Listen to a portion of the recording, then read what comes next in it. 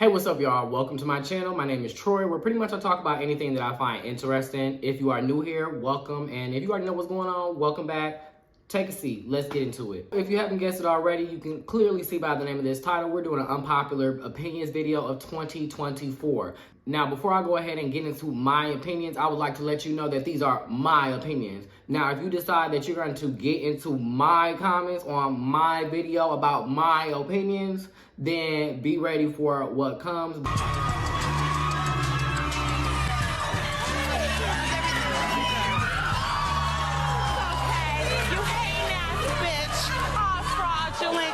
And so, again, these are my opinions. So, like I said, if you don't agree with them, too bad. If you feel some type of way about it, girl, click off and go to another video. I really don't know what else to tell you. But before you click off, go to the other video, make sure you like, comment, and subscribe. Mwah. Chapel wrong wasn't wrong. The way that Democrats, especially during this last election period, tried to eviscerate the left for people that, like I said, identified as Democrat in a bi-party system. You know, they identify as Democrat but don't necessarily align with, you know, the current administration's policies.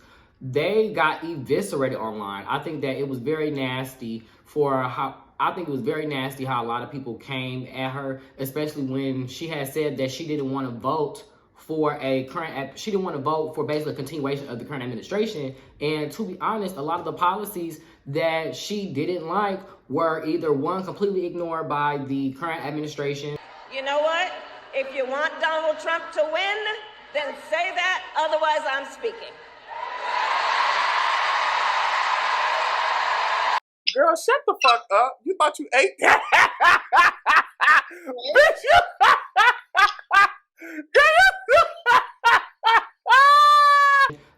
They didn't care. If anything, they cared more about what moderate Republicans who never were going to vote for a silk press to be in the White House. Clock that T. Clock that T. Clock it. Clock that T. You know, it just seemed like that the Democratic Party's priorities were definitely kind of just all over the place. She only had 100 days to really, you know, kind of campaign, because she honestly, like, since 2020, since she had got elected as vice president, we really haven't seen much of Kamala until it was time for her to kind of take the throne from Sleepy Joe.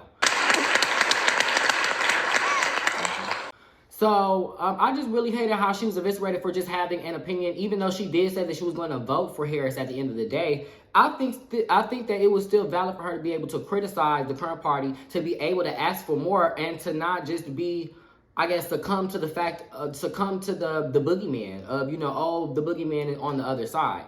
Today. Oh my God, what is that?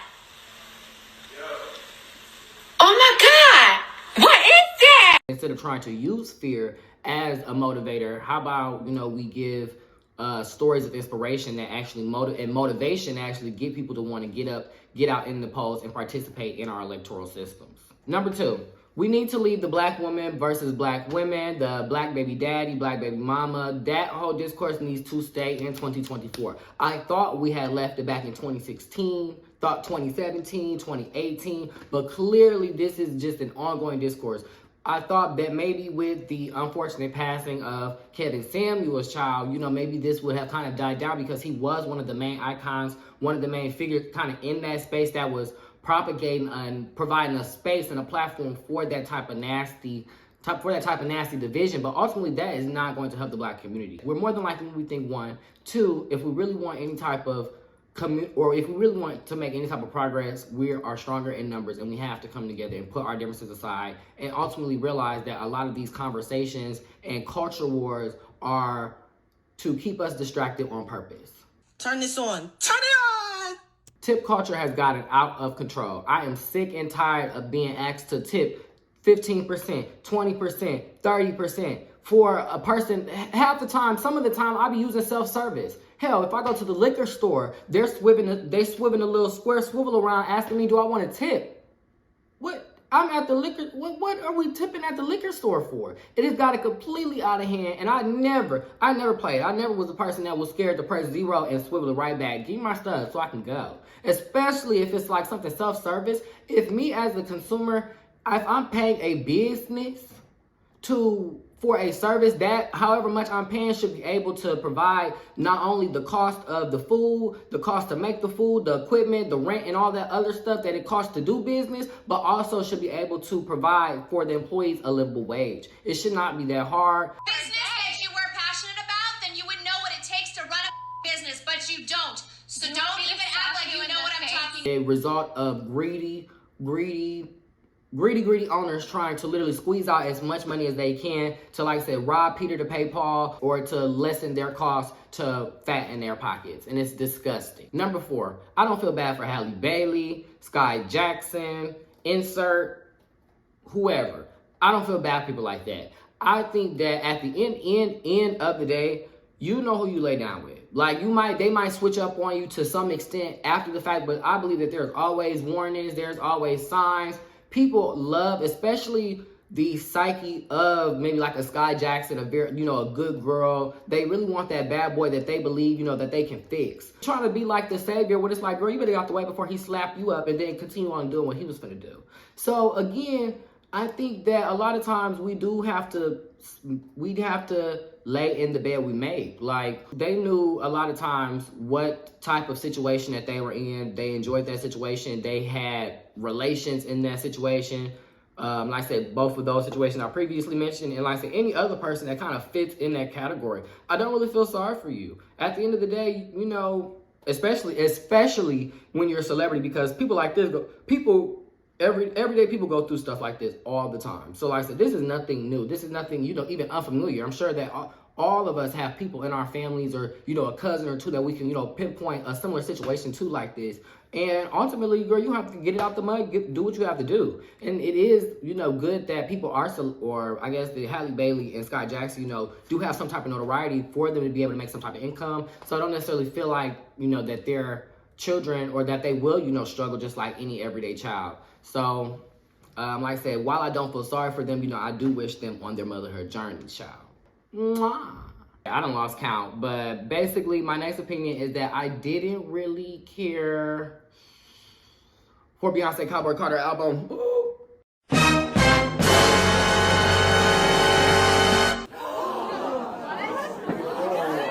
need to leave. I don't know. I will say that, for the Beehive, y'all can take my opinion for, a grain of salt, because I haven't really listened through the whole album. Said I already had told somebody my opinion. It was like, how could you not like the album if you didn't even listen to it? I mean, I just wasn't feeling it. I heard the first couple of songs, it just wasn't my cup of tea. No shade, like that. Renaissance, I was down, okay? Fitted Down was over there in Atlanta doing my big one. I was here for Renaissance. So like I said, I feel like that maybe, just another era so soon. My pockets, they had got hit so soon. Maybe I just wasn't, feeling it to, be able to rev up again. I do hope that, Act 3 comes out soon. I honestly hope that that's what Beyonce is alluding to on January 14th, 2025. So, I will be eyes peeled, but I am hoping that it's Act 3, and I'm hoping that her halftime NFL event that she did was the close-up of Cowboy Carter Girl, because, yet again, it just didn't really do it for me, girl. I love a nice little cowboy hat. No shade, she wasn't gonna get none of my coins from this. She just wasn't. Yeah, I got it in my purse for you right now. I brought it just for you, because I knew you was gonna ask me for it.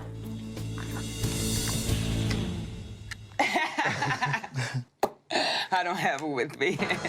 So the next opinion that I have is that if you are 25 plus and you're still ordering from the kids menu, and you're still ordering chicken tenders and maybe like a slice of pizza or like a burger with, very seldom toppings, I'm gonna need you to grow up.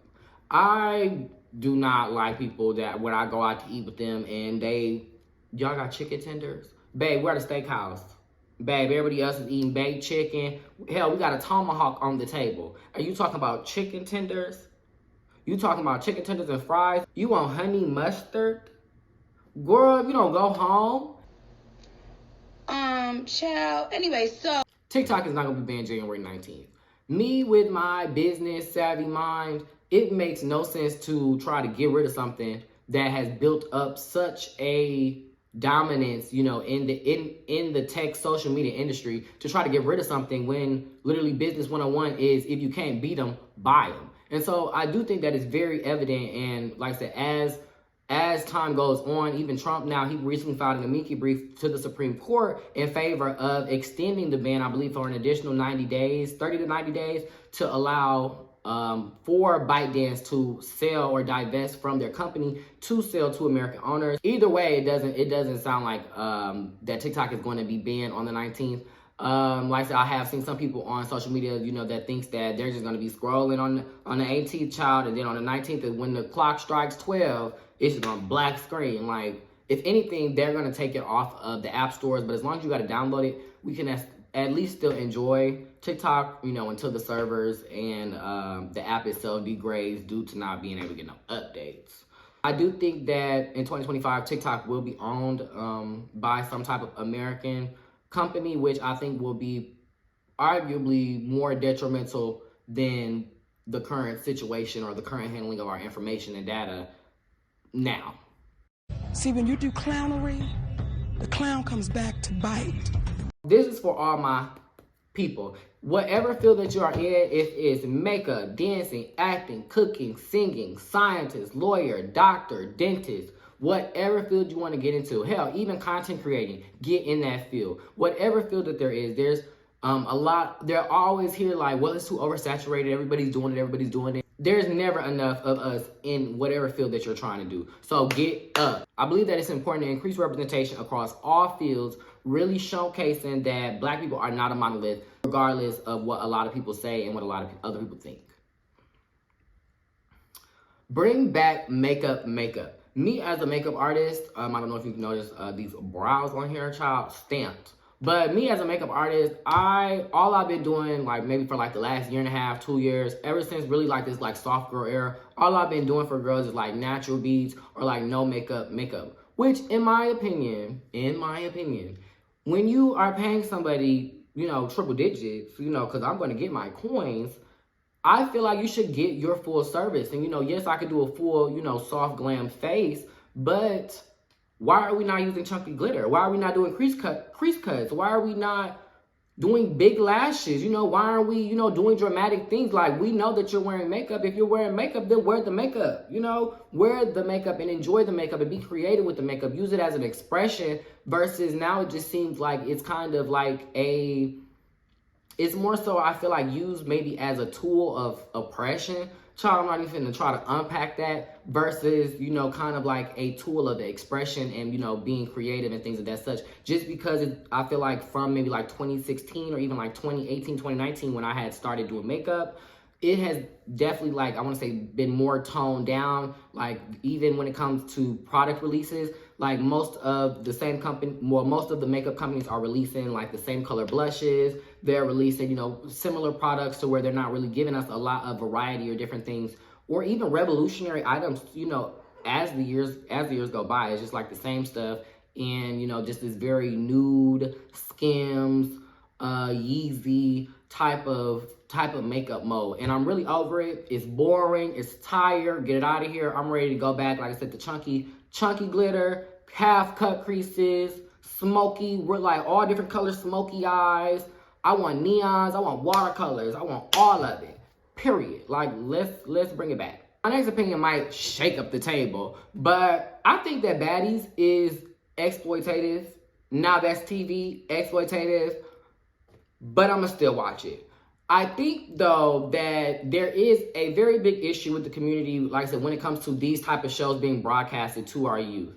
Like I said, when back in my day, we had Disney Channel, we had, Teen Disney, Teen Nick at Night. We had things that were catered and geared towards preteens, towards the teenage group that we simply don't have anymore. To where now, like, my little sister or my little brother, if they're in that age bracket, not only am I watching Baddies on Sunday and Now That's TV, Love and War, Deja Vu. Stop playing. Love my girl DTB. But as I was saying, not only am I getting on Sunday to watch Deja Vu and Baddies, so is my siblings that are in middle school and high school, and hell, might even be the ones in elementary too. And I think that that's very problematic because we definitely want to understand that what children will see, they will go out in the world and basically replicate. And we can see that in, like I said, I see fight videos and stuff all the time. It seemed like of like kids or they might even be like young adults and stuff, just really just getting down like this baddie culture that I feel like that Baddies has kind of exemplified really is doing something like really, like I said, deserves its own breakdown in its own video. And the thing is that I actually prefer Now That's TV more than Baddies, and it's something about, well, okay. So I say that because with Now That's TV, it's kind of like everybody knows why we're here. You know, everybody knows why, you know, we signed up, we came to fight. Like, we're here to fight. With Baddies, it seems like something more nefarious could possibly be at play, allegedly, child, to where it seems like it's more organized. You know, it's more organized, and there seems to be more of a hierarchical structure to where I would maybe more so label them something that would categorize them with RICO charges. To where it seems like things are very, very organized over here, and people are being exploited not only on the camera, but also behind the scenes. And it seems like it doesn't seem that way with Now That's TV, you know, to where everybody kind of just come together. They do their big ones for their show, you know, with their storylines and stuff like that, give us a good old show, funky show. They get their checks and they go home, you know, and that kind of, you know, boom. So like with Baddies, a lot more, it seems more intricate, and it seems, like I said, to me, a little bit more nefarious. And so maybe one of these days when I have the language for, you know, and actually can do a deep dive on that, I'll maybe, you know, kind of give more of my opinion on what exactly I meant by that. So like I said, I'm done shaking the table, child. My last but not least opinion is that while I do not feel bad for people that have literally voted away their rights last month, like I said, I've been seeing plenty of my cat, Macy! While I've seen a lot of people basically regret their vote last month after, you know, they got bamboozled, child, SLOW. They got bamboozled by Trump.